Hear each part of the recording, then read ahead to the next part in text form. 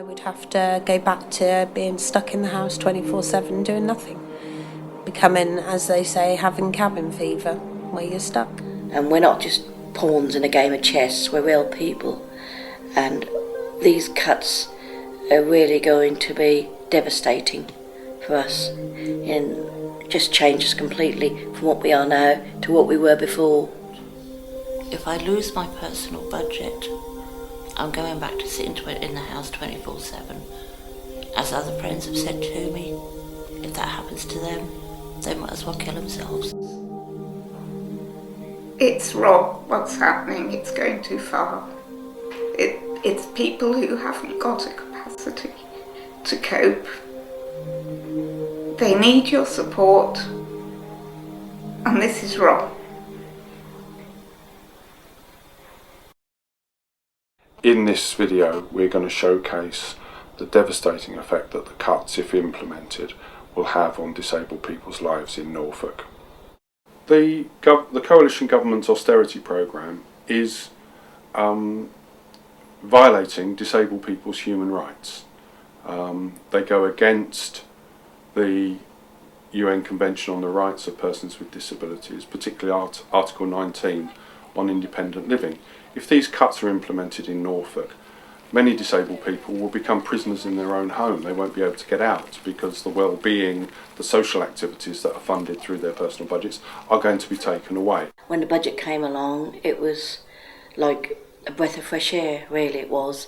I was able to employ Joe, my PA, so I could actually go out without my partner because I'm unable to go out on my own because of the help I need. I always wanted to do gardening, and I was actually able to take that as a supported activity, and that's meant the world to me. It's something that I found that I actually want to get out of bed in the mornings to do. It's been something that I couldn't imagine being without now. It's changed my life. I don't get so depressed. It's given me a reason for going on, for living. It's been a wonderful journey, and I'd love to see that continue. We go to the theatre. I have days out with my PA. We have holidays, respite breaks. That is all vital. It's what other people do without thinking about it. When you're in a wheelchair, on limited income, you can't afford to do that. And the personal budget makes it possible. The cuts are going to take it away from us. If the proposed cuts go ahead and I lose my support activities, I can't see why I'd want to get out of bed in the mornings. It would just be devastating. I would be with my partner 24/7, and I would actually feel more disabled than I have done in a very long time. It's just, I don't bear thinking about really, because as I say, I'm actually living a fulfilling lifestyle now, and I don't want to see it go back to how it was before, where I felt I was just existing rather than living. We've got a great track record of working in partnership in Norfolk between Equal Lives and the County Council, and we've got the highest level in the country of people taking all or part of their personal budgets as direct payments and living independently. And that has two effects. One, it's cost effective. It's between 25 and 30% cheaper to the County Council if people do it that way, but also it gets much better outcomes. And the testaments on the video today are from people who have used personal budgets, and it's transformed their lives. It's taken the pressure off my family, off the children, and left me being able to go out and do my own shopping and do an activity, maybe with them as a family, where I couldn't before. How important has that been? Hugely important. It's taken the stress off of the children. They can now be children and not young carers. Well, the transformation was immediate, because when I received the money and was given the chance to put into action my support plan, I actually had a goal. I had a year's progress mapped out for me, gaining confidence, having abilities that you thought you'd lost that come back. And the immense feeling of well-being that you get from re-establishing relationships, getting away from social isolation. And what the council need to remember is that we give back over £1.2 million every year to the county council from people's personal budgets where it's underspent, where people haven't used all their personal budgets, and that can be reinvested in other services. So it gets great outcomes for people and it's more cost effective. And rather than cutting it and destroying personal budgets, actually we should be scaling them up. The proof's in the pudding. I'm still here, I'm still reasonably happy, I can cope with life, I'm in control of my own life, responsible for myself. And I have quite a few friends that have received personal budget mental health service users, and it's had exactly the same effect for them as well. It's given them choice, it's given them confidence, self-esteem, and it's got them re-engaged with their communities. So to me, personal budgets are essential. The County Council's Equality Impact Assessment, the high level one already done, shows that these cuts are discriminatory. They're affecting disabled people more than any other section of the population.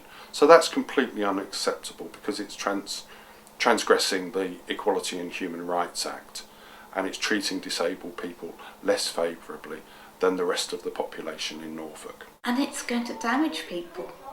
We're whole people, we're not here for our bodies to be serviced and washed and fed, and we've got needs of being able to take part in the community, and if you take that away, then we will become sick and we become a greater burden, and it's just wrong. It's not going to work.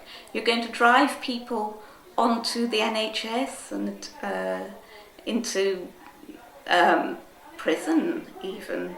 The people I've seen have got quite a lot of complex problems, and you are going to make the situation worse in Norfolk. You've got to take your responsibility, your share. You can't withdraw and leave it to the NHS or the police. You've got to take your share. Doing it from the bottom up is the best way to support people, giving them the ability to be independent and to run their lives, letting them take on life and the community is the way it all works. And it's just madness, these cuts. Madness. I think the main effect of if these cuts are implemented is that we will be turning the clock back. We'll be going back to Victorian Britain and beyond, but instead of the workhouse where disabled people are warehoused on the edge of towns and cities in big institutions, it's the workhouse for the 21st century. It's disabled people, prisoners in their own homes. They might get care in order to be able to get out of bed, to get back into bed again at night, maybe have a meal and have a toilet, or that you might not be able to do both because you don't have enough money. But you will be a prisoner in your own home, because if you rip out the well-being activities, the social activities that people rely on to get out of their house, then they will become effectively prisoners in their own homes, and that's unacceptable in the 21st century. People don't want to live a life 9 till 3, Monday to Friday in a day service. They want to be able to go out evenings and weekends. They might need support to do that. And if they don't get that, and they can't have their personal budget for wellbeing services, they're going to be isolated, they're going to be stuck at home, they're not going to see their friends or do things and have life the same as everybody else that you and me take for granted. They might want to go to the pub, they might want to have drum lessons. It's been a really positive thing for me in that I've been able to have a life where I go out more. I don't have to rely on friends and family anymore. If I lost the personal budget, obviously my life would be a lot more limited. There'd be a lot more pressure on my mother, because my mother's my primary carer. And it would just be a very dull life, to be honest. And I'd have to be at home a lot more, and my social circle would be very small. How vital is having a PA to be able to do what it is that you want to do? Very vital, because it's actually getting me out doing things.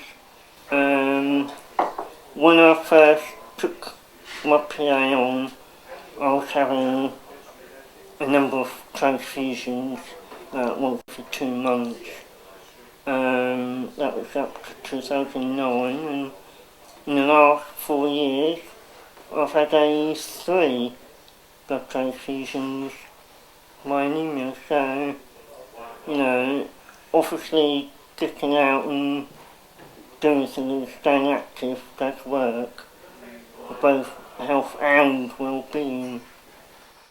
So you've seen some very powerful testimonies on this video of disabled people whose lives have been transformed by personal budgets, and these cuts, if implemented, will turn the clock back. They will damage the progress that we've achieved in Norfolk. So I'm urging you not to vote for the cuts, to refuse to implement the cuts on disabled people in Norfolk.